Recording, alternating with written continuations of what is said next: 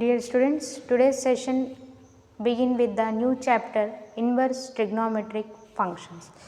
We all know about the functions definition in the first PUC, please recall that one. And we also know about the trigonometric ratios or functions. Which are the trigonometric ratios and functions means, that is sin x, cos x, tan x, cosecant, secant and cot. And its domain and range also we know that. For your remembrance, I will write the sine function domain, that is real number, and range will be -1 to 1. Please recall the first PUC, whatever you have studied the trigonometric function chapter. Similarly, cos is also there, tan is also there. Now about the chapter heading, it say inverse. It means that all the trigonometric functions will have the inverse or not. We have to check it out. If it is there, then the chapter heading will be inverse trigonometric function. To have the inverse, what is the condition from our relation function chapter? Any function to be inverse means it should be a bijective. What is bijective? It should be both 1 1 as well as the onto. So 1 definition we know that f of x1 is equal to f of x2 implies x1 is equal to x2. So first of all I will check it out with the sine function. Is it a sine function is bijective or not? If sine function is bijective, then its inverse will be exist. Recall the graph of sine function from the first PUC. I have plotted the graph here. So take x axis and y axis. The range will be -1 to -1 and 0, pi by 2, pi, 3 pi by 2, 2 pi, 5 pi by 2 and this side. Now is it this function is 1 1 or not? We will check it out.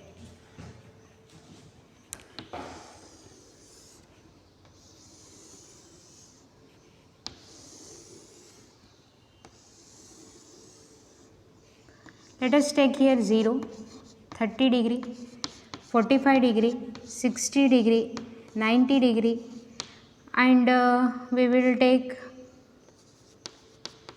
135 degree. Here we will take 1 by 2, 1 by root 2, root 3 by 2 and how much we will take? 0. This is about the sine values I am telling. What is the value of sine 0? 0.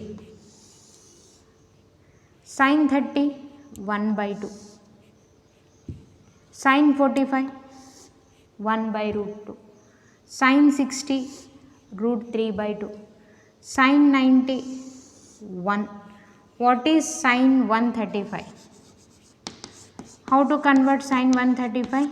Sine of 180 minus 45. So sine 180 minus theta is sine theta, that is sine 45 degree. What is sine 45 degree again? 1 by root 2. It means sine 135 is also 1 by root 2. Is it the function is 1 1 now?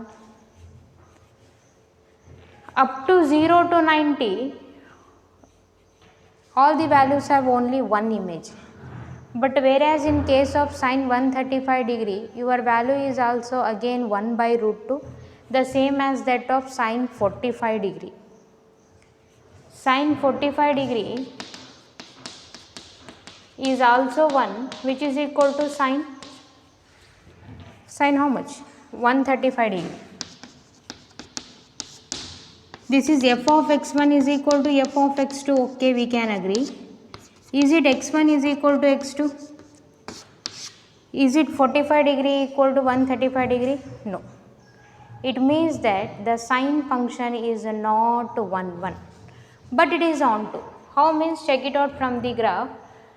1 and minus 1, between 1 and minus 1, you can get any value, corresponding value of x. It means the function is onto, but not 1 1. Right here, sine function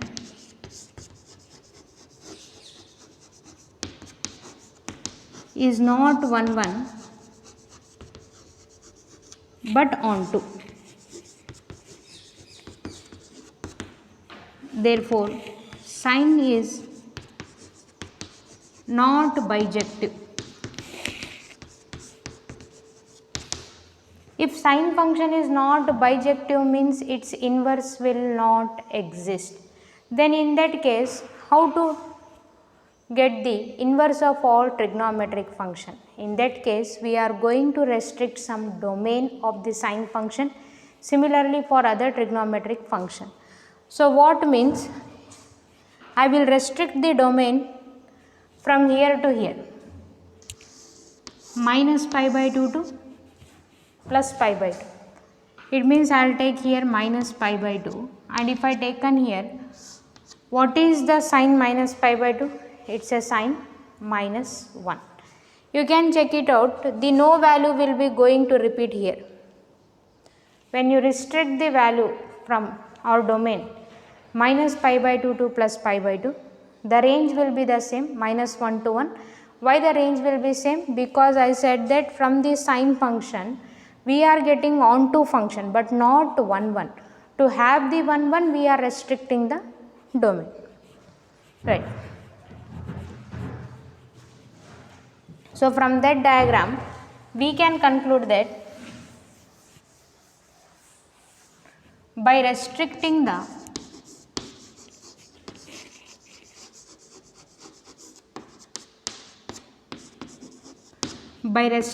the domain of sine function,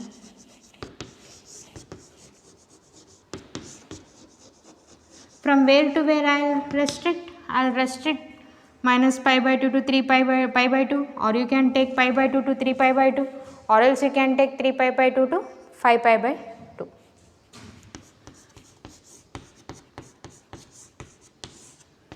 And range will be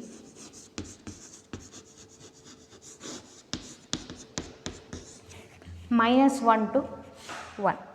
Then you check it out here, all the values have only one image, that is 1 1, anyhow the function was onto, then sine function is bijective. Then sine function is bijective. If any function is a bijective means what? Its inverse will be exist. Therefore, we conclude sine inverse exist.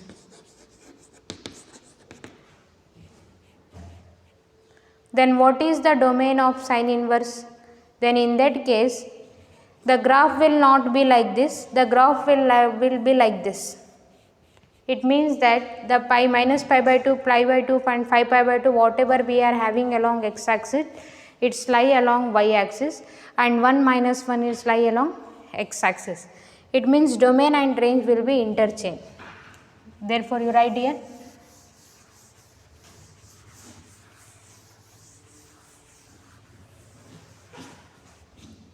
therefore sine inverse domain and range. Domain will become minus 1 to 1 and range will become minus pi by 2 to plus pi by 2. And whatever I have written here, minus pi by 2 to plus pi by 2, this is known as principal value branch or principal branch value we can call. This is important for 1 mark question. Minus pi by 2 to plus pi by 2 is called the range. I will write here 1 mark.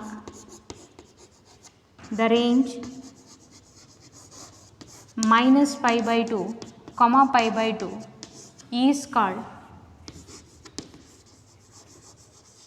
principal value branch. Is called principal value branch. The domain is minus 1 to 1, but range will be minus pi by 2 plus pi by 2. The other ranges of sine inverse x will be, what are the other ranges you can take? Pi by 2 to 3 pi by 2,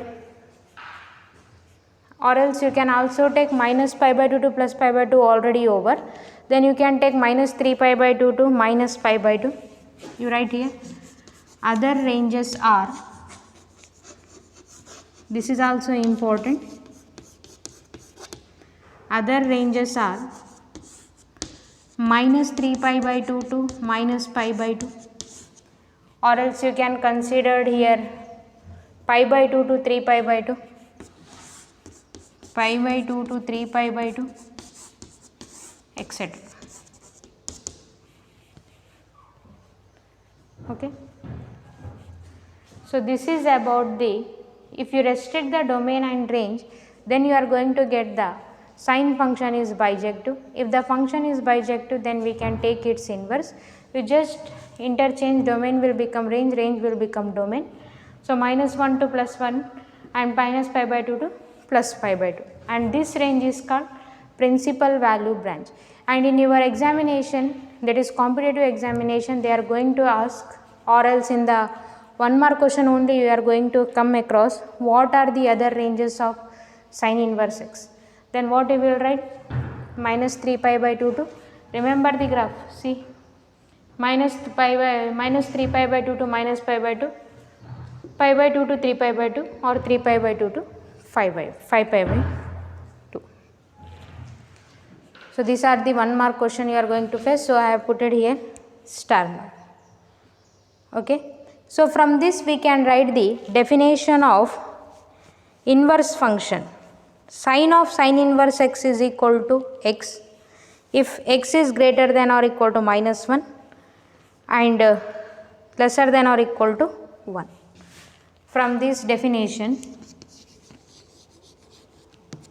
from this, the definition of sine inverse will become sine of sine inverse x is equal to x if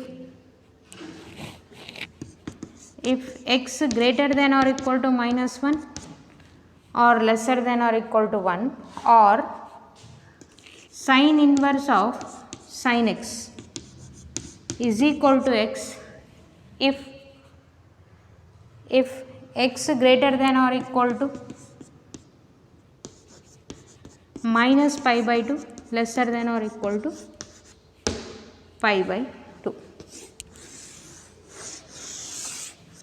So this is the definition of sine inverse x, or else we can also call, if sine inverse y is equal to x, therefore this implies sine x is equal to y. If we can also call, if sine inverse x is equal, sine y is equal to x, or sine inverse y is equal to x, this implies sine x is equal to y. You can take in any manner. So this is about the definition of, especially if you not remember this one, okay, leave it. If you are getting confusion, means you remember this one. Sine of sine inverse x will give the x only if x is greater than or equal to minus 1 and 1. Sine inverse of sine x will also give the x if x value is greater than or equal to minus pi by 2, lesser than or equal to pi by 2. So this is all about the today's class. I had taken only about the sine function. Please go through 1 to 2 times with this video. Why? Because by seeing the ones you can't understand about this one, because functions concept is somewhat difficult for you people. If you are very much familiar with the relation and function, then easily you can catch up about the inverse concept. Okay. So in the next class, the same thing will be there for cos, tan and cot, but we are not going to solve that one. Directly I will give about the domain and range table, because in the examination the domain and range values are important, not about this theory. Why I have taken this theory only for sine means the same will be there for remaining trigonometric functions. To explain this one I have given about this. Okay. Next class we will meet with the domain and range and some properties of inverse trigonometric function. Okay, thank you.